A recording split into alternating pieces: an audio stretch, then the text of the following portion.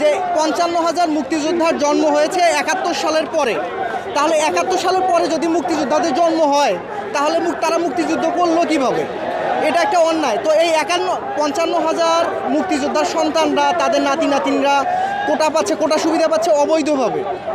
আমরা তো মুক্তিযোদ্ধার বিপক্ষেও না, বা মুক্তিযোদ্ধার সন্তানদের কোটা দেওয়ার বিপক্ষেও না। আমরা চাচ্ছি এটা একটা সংস্কার হোক, যাতে আমাদেরকে একটা স্বাধীন রাষ্ট্র দিতে পারেন। কিন্তু আমরা একটা স্বাধীন রাষ্ট্র পেয়েছি শুধুমাত্র নামে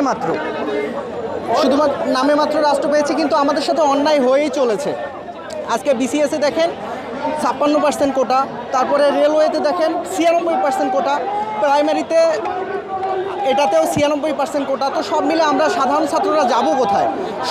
সব কিছু যদি একটা নির্দিষ্ট গ্রুপের কাছে চলে যায়, আমরা বলতেছি না কোটা বাতিল করতে হবে, আমরা চাচ্ছি যে কোটা সংস্কার করা হোক। ঠিক আছে, কোনোভাবেই আমরা চাচ্ছি না কোটা বাতিল করা হোক। প্রতিবন্ধীদের জন্য কিছু